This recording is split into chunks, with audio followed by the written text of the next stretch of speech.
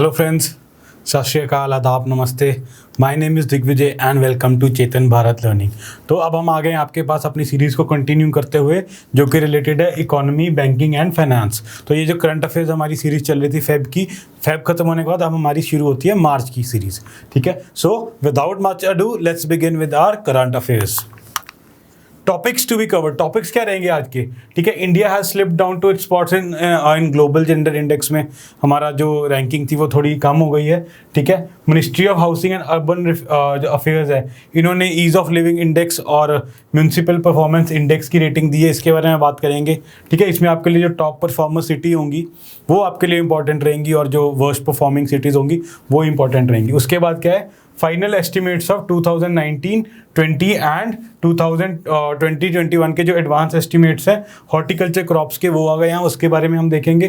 ठीक है, हम उद्यम सर्टिफिकेट्स के बारे में बात करेंगे, इनको क्या बेनिफिट है, और नीति आयोग ने रिसेंटली एक रिपोर्ट सबमिट करी है जो कि है प्राइवेटाइजेशन ऑफ PSUs, तो उसके बारे में बात करेंगे। So let's begin with the first topic. हमारा फर्स्ट टॉपिक क्या है? हमारा फर्स्ट टॉपिक है India slips 28 spots in global gender gap report 2021। कौन सी रिपोर्ट है? Global gender gap report. ठीक है, ग्लोबल मतलब वर्ल्ड की, जेंडर मतलब मेल फीमेल। ठीक है, गैप इनके बीच में कितना गैप है, रिपोर्ट किसने दी है? पहले पढ़ते हैं न्यूज़ में क्या दिया है। India has slipped 28 places to the rank of, अब का रैंक आ गया 140th।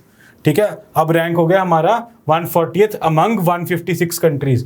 तो 16 कंट्रीज आ गए, कोई बहुत बड़ा तीर नहीं मार लिया हमने। ठीक है, in the world economic forums global gender gap report 2021। तो रिपोर्ट का नाम इंपॉर्टेंट हो गया, ग्लोबल जेंडर गैप रिपोर्ट 2021। और इसमें हमारे रैंक क्या आया? हमारा रैंक आया 140th। और ये रिपोर्ट दी किसने है? ये दी है वर्ल्ड इकोनॉमिक फोरम ने। ठीक है, वर्ल्ड इकोनॉमिक फोरम के बारे में आगे देखेंगे हम। ठीक है, इसमें आगे क्या है? Becoming the third worst performance in south Asia. तो साउथ एशिया वैसे तो काफ़ी कंट्रीज का, उसमें काफ़ी पुअर कंट्रीज भी हैं, but we have become the third worst most performer country. ठीक है, हम पढ़ते हैं ग्लोबल जेंडर गैप इंडेक्स के बारे में। ये क्या है? द रिपोर्ट इज एनुअली, मतलब हर साल ये रिपोर्ट आती है, published by world economic forum, WEF इसको शॉर्ट फॉर्म में कहते हैं, वर्ल्ड इकोनॉमिक फोरम। ठीक है, it benchmarks countries on their progress towards gender equality. ठीक है, जेंडर पैरिटी, जेंडर इक्वालिटी की तरफ हम हर कंट्री की ये प्रोग्रेस बताती है कि आपने जेंडर इक्वालिटी करने में कितनी आपकी वर्ल्ड में पोजीशन है, कि आपके जो गैप है मेल और फीमेल के बीच में वो कितना कम है। मतलब अगर आप फर्स्ट पे हो तो आप बेस्ट हो, और अगर आप अमंग्स द लास्ट कंट्रीज हो तो आप वर्स्ट हो। ठीक है, इसमें 4 डायमेंशन ये इंक्लूड करता है। 4 डायमेंशन है, economic participation and opportunity, educational attainment, कितनी उनकी एजुकेशन हुई है। ठीक है, उनकी इकोनॉमी में पार्टिसिपेशन कितनी है, उनको मेल फीमेल में बराबर उनको अपॉर्चुनिटी मिल रही है या मेल को ज़्यादा मिल रही है, वो चीज़ बताता है। ठीक है, हेल्थ एंड सर्वाइवल, कि हेल्थ और सर्वाइवल मेल फीमेल्स के कंपैरिजन में किनका बेटर है। And political empowerment, politically empowered कौन है, मतलब पॉलिटिकल उनको कितना स्टांस मिलता है फीमेल्स को आपकी कंट्री में with respect to males. The report aims to serve as compass to track progress on relative gaps between women and men on किस के बारे में हमने अभी बात की थी, health, education, economy and politics. ठीक है, तो इन चीज़ों को ये काउंट करता है। अगर हमें वो पॉइंट्स याद करना तो हम सीधा कहते हैं health, education, economy and politics में इनके बीच में कितना गैप है, मेल्स को कितना चांस मिल रहा है और फीमेल को कितना चांस मिल रहा है। ठीक है, इकोनॉमिक पार्टिसिपेशन में क्या होता है? India gender gap on this dimension widened by 3%, मतलब 3% बढ़ गई है। ठीक है, leading to a gap of 32.6% gap, leading to a 32.6% gap close to a date. ठीक है, मतलब ये क्या है कि गैप हमारा बढ़ चुका है उनके बीच में। ठीक है, नेक्स्ट क्या है? पॉलिटिकल एम्पावरमेंट में क्या रहा है इंडिया का, जो हमारे अलग अलग वो थे। सेकंड पॉइंट में क्या है? इंडिया रीग्रेस्ड, मतलब फिर कम हुआ है 13.5 percentage points with a significant decline in the number of women ministers. Obviously अब की सरकार में बहुत जो है, हम देखेंगे हमारी जो गवर्नमेंट में रिप्रेजेंटेशन है वुमेन की बीच में तो बहुत ज़्यादा हो गई थी, बट अब फिर डिक्लाइन हो गई। आगे क्या है? इनकम में क्या है? Further, the estimated earned income of a woman in India is only 1/5 of the men's, which puts the country among the bottom 10 globally. मतलब जैसे सपोज एक बंदे की 100 रुपया इनकम है एक इंसान की, तो उसके बदले में एक वुमेन कितना कमा रही है, वो सिर्फ 20 रुपये कमा रही है, मतलब 1/5 कमा रही है, और हम नीचे से 10वें नंबर में आ जाते हैं, bottom 10 globally on this indicator, मतलब सबसे नीचे में हम लास्ट 10 लोगों में हमारा नाम है, लास्ट 10 कंट्रीज में, ठीक है। आगे क्या, हेल्थ में हमारे क्या पोजीशन है, discrimination against women is also reflected in the health and survival sub index statistics with 93.7% of this gap close to date. India ranks among the bottom 5 countries in this sub index. ये तो बिल्कुल ही हमारा काम खराब हो गया।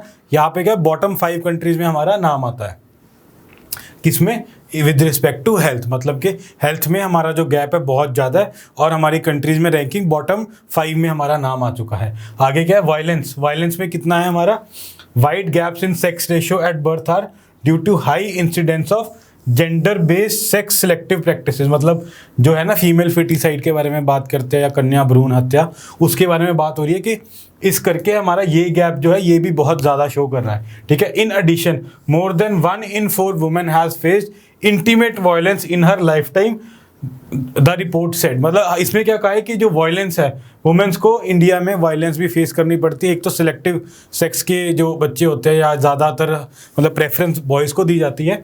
Second चीज़ क्या है, ये कह रहा है कि मोर देन 1 in 4, 4 में से एक वुमेन को इंटेंस जो वायलेंस है, मतलब वो फेस करनी पड़ती है अपने लाइफ टाइम में, मतलब एटलीस्ट उसने अपनी लाइफ में एक बार इंटेंस वायलेंस फेस करी होगी वुमेन ने, ठीक है।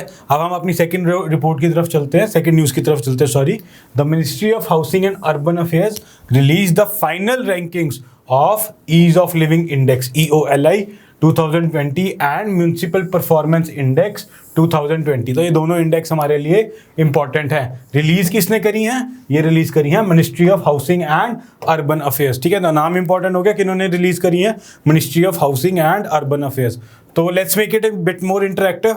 आप लोगों ने इनके मिनिस्टर का नाम बताना है कमेंट में, ठीक है। लेट्स सी कौन कौन पार्टिसिपेट करता है, फिर उनके नाम हम लेंगे क्लास में, ठीक है जी। अब देखते हैं हमारी न्यूज़ की तरफ। Municipal performance index, it has been launched as an accompaniment to the ease of living index, ठीक है। तो ईज ऑफ लिविंग के साथ ही हमने म्यूनिसिपल परफॉर्मेंस इंडेक्स के बारे में बात की है। इनको शॉर्ट इसको हम MPI कह सकते हैं, MPI, ठीक है, MPI कहेंगे इन शॉर्ट इसको। इट सीक्स, क्या करता है ये रिपोर्ट हमारी, it seeks to examine local government practices in municipalities across area of services. क्या क्या मेजर करता है dimension, services, finance, policy, technology and governance. तो म्यूनिसिपैलिटी कॉर्पोरेशन या जो भी म्यूनिसिपैलिटीज होती हैं उनकी क्या क्या मेजर करता है, सर्विसेज, कैसे सर्विस दे रही है, कैसा फाइनेंस है, उनकी पॉलिसीज कैसी है, कौन सी टेक्नोलॉजी उन्होंने इंप्लीमेंट करी है, एंड गवर्नेंस कैसी है, ठीक है। नेक्स्ट देखते हैं। It also seeks to simplify and evaluate the complexities in local governance practice and promote the ethos of transparency and accountability. तो ये जो इंडेक्स का अलग दूसरा मोटिव क्या है, simplify and evaluate the complexities in local governance. उनकी जो लोकल गवर्नेंस है उसमें क्या कॉम्प्लेक्सिटीज आ रही हैं वो भी इवेल्युएट करती है, एंड प्रमोट इथॉस ऑफ, क्या कहती है ये, किसको हम प्रमोट करती है, ट्रांसपेरेंसी होनी चाहिए और अकाउंटेबिलिटी, मतलब उनकी आंसरेबिलिटी होनी चाहिए कि वो जो काम कर रहे हैं वो जायज़ भी है या नहीं, या वो ये काम कर रहे हैं तो भलाई क्या है लोगों की।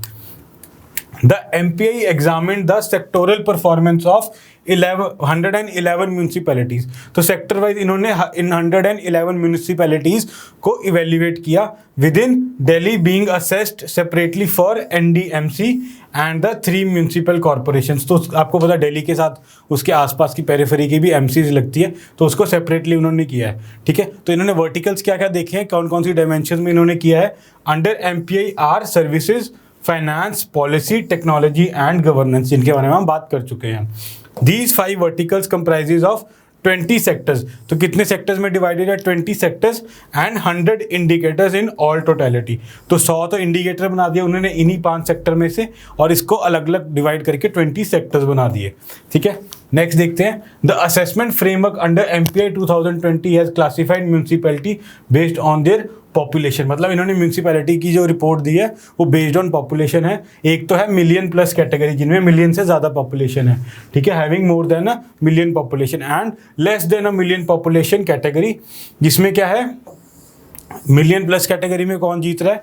मिलियन प्लस कैटेगरी में नंबर 1 पोजीशन पे आया है Indore, Madhya Pradesh has emerged as the highest rank municipality. ये बहुत इंपॉर्टेंट न्यूज़ है कि फर्स्ट रैंक पे कौन आया म्यूनसिपैलिटी परफॉर्मेंस इंडेक्स में? It is Indore, followed by Surat and Bhopal. मतलब मध्य प्रदेश की 2 आ गई और एक गुजरात की आ गई है म्यूनसिपैलिटी। ठीक है, less than a million category में किसकी आई है? New Delhi municipal council top, followed by Tirupati and Gandhinagar. ठीक है, तो इसमें भी गुजरात आ गया, न्यू दिल्ली ऑब्वियसली आपके लिए याद करना भी हो जाएगा। तो less than a million category में कौन आ रही है? आ रही है न्यू दिल्ली म्यूनसिपल काउंसिल। और मिलियन प्लस कैटेगरी में विनर कौन रहा है? फर्स्ट पोजीशन किसकी है? वो है इंदौर की। ठीक है, तो फर्स्ट पोजीशन तो आप याद कर ही लेना, कोशिश करना सेकंड या थर्ड भी आपको याद हो जाए। अब हम चलते हैं एमपीआई के साथ साथ एक और रिपोर्ट आई थी ईज ऑफ लिविंग इंडेक्स की, तो इसके बारे में बात करते हैं।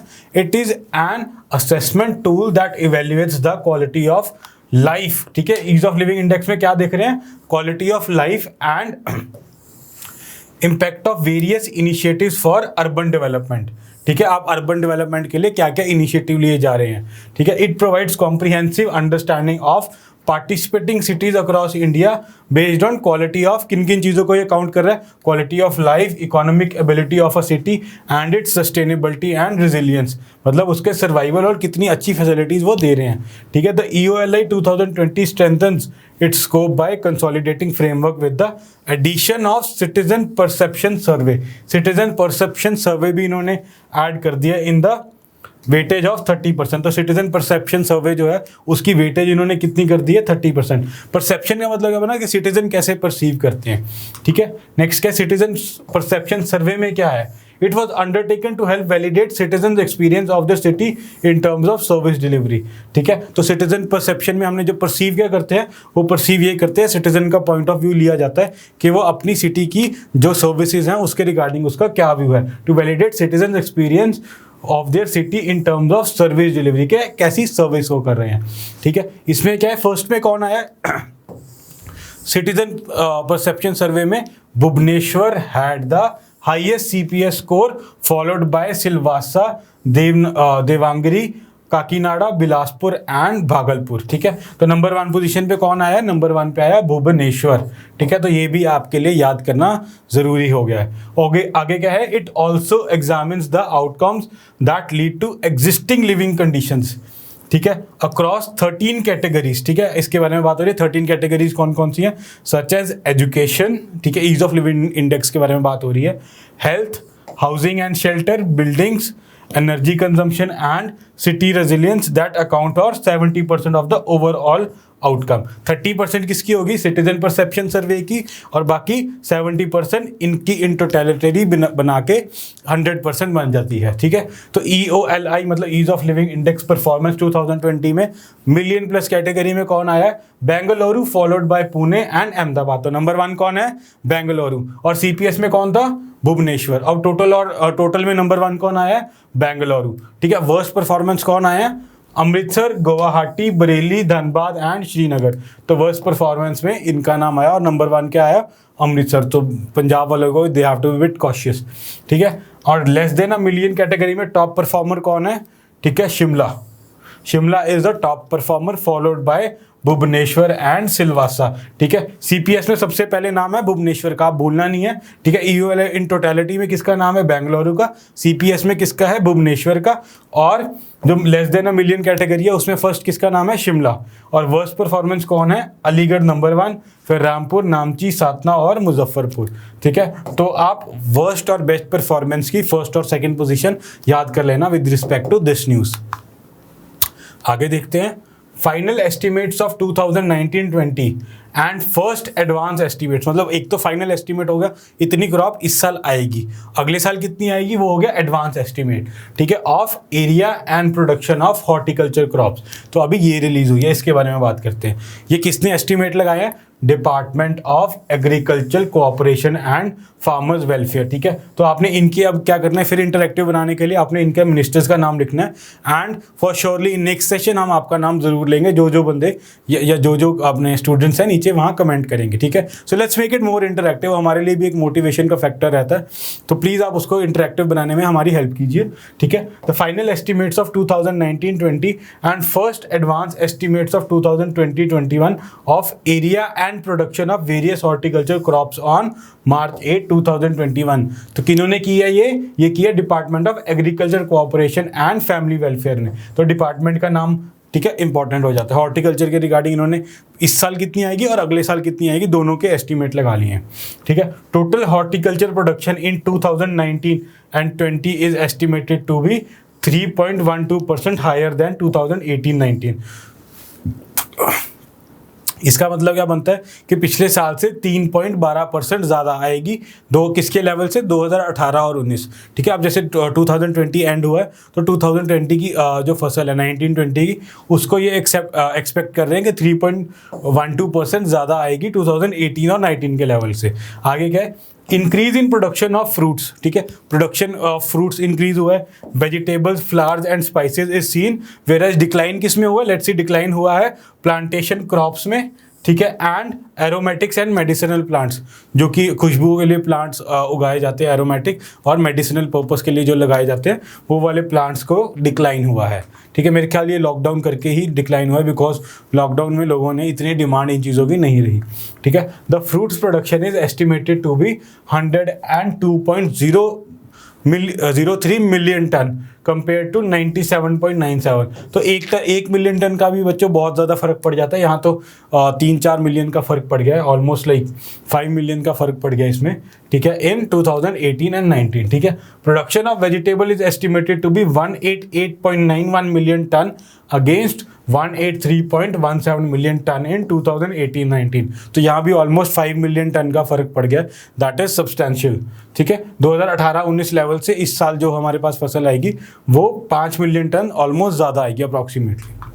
ठीक है, अब हम बात करते हैं उद्यम सर्टिफिकेट्स के बारे में। ठीक है, उद्यम सर्टिफिकेट में क्या हुआ है, the government announced that entrepreneurs and proprietors who were exempted from filing GST returns could now register on उद्यम रजिस्ट्रेशन पोर्टल। मतलब जो पहले लोग एग्जम्प्टेड थे और वो उद्यम सर्टिफिकेट में पार्ट नहीं ले सकते, जो जिनको GST फाइल करने की ज़रूरत नहीं थी, अब वो भी उद्यम सर्टिफिकेट में आके अपना जो है फर्म या अपना जो भी बिजनेस है वो रजिस्टर कर सकते हैं।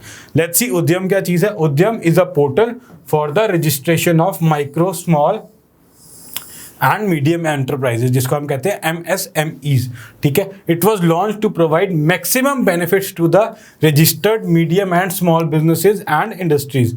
ठीक है, इसको मतलब जो MSMEs की जो इंडस्ट्रीज होती है उनको प्रमोट करने के लिए, उनको बेनिफिट देने के लिए ये जो उद्यम पोर्टल है ये बनाया गया था। तो उद्यम जो नाम है ये इंपॉर्टेंट है। ठीक है, एनी एंटिटी कैन रजिस्टर। अब क्या हो गया इसमें, एनी एंटिटी कैन रजिस्टर, जो कि हमारा क्या है उद्यम पोर्टल में। ठीक है, इसका फ़ायदा क्या होगा, इनको लोअर इंटरेस्ट मिलेगा। ठीक है, इजी लोन मिल जाएंगे, मतलब हैसल फ्री लोन्स, जो लोग मार्केटिंग का टेक्निक रहता है वो इनको अब easy loan hassle free loans मिलेंगे।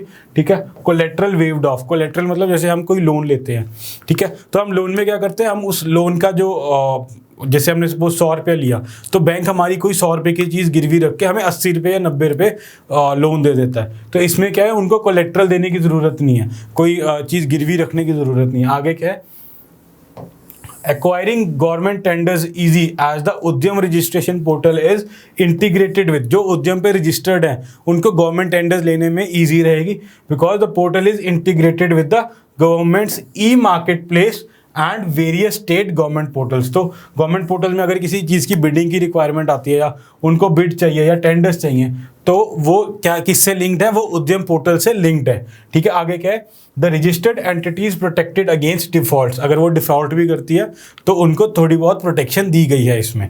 ठीक है, Udyam holder can not raise capital और फंड्स बाय इशूइंग शेयर्स और लिस्टिंग। तो एक लिमिटेशन भी है कि आप अपने स्टॉक मार्केट में फर्म के शेयर नहीं बेच सकते, आपको कैपिटल नहीं रेज कर सकते कि आपको भी पार्टनर बनाता हूँ, आपको इतने % का पार्टनर बनाता हूँ, ऐसी चीज़ नहीं हो सकती है। ठीक है, अब last but not the least आज की न्यूज़ क्या है, NITI Aayog has submitted the first list of companies comprising of 12 PSUs that will be privatized under the centrals privatisation drive. तो जो सेंटर की प्राइवेटाइजेशन चल रही है, कि इंडिया को कैपिटल मार्केट बनाने की कोशिश चल रही है, उसके अंडर नीति आयोग ने 12 PSUs को नाम दिया जिनको प्राइवेटाइज करना चाहिए। ठीक है, this is NITI Aayog obviously is headed by prime minister, submitted it's first list of about 12 PSUs that will be privatise. ठीक है, तो 12 PSU की इन्होंने लिस्ट दी है। ठीक है, this list will now be reviewed by, कौन रिव्यू करेगा, अभी हो नहीं गया है, अभी इसको रिव्यू करेंगे। रिव्यू कौन करेगा? Department of investment and public asset management, जिसका नाम है DIPAM, डिपाम इसको याद कर लो शॉर्ट फॉर्म के लिए, DIPAM। एंड कौन रिव्यू करेगा? Core group of secretaries on disinvestment, तो CGD भी इसको रिव्यू करेगा। ये अपना रिव्यू करने के बाद डिसीजन लेंगे, हाँ प्राइवेटाइज करना चाहिए या नहीं करना चाहिए। ठीक है, which is CGD which is headed by cabinet secretary. ठीक है, तो आप कैबिनेट सेक्रेटरी इसके जो हेड होते हैं CGD के। The list comprises of PSUs and insurance companies which will first follow the centres ambitious drive of privatisation. ठीक है, तो गवर्नमेंट क्या कर रही है? हर चीज़ में से पैसा निकाल के हर चीज़ को प्राइवेटाइज कर रही है। उसी के अंदर ये PSUs ने, नीति आयोग ने PSU की एक लिस्ट दी है।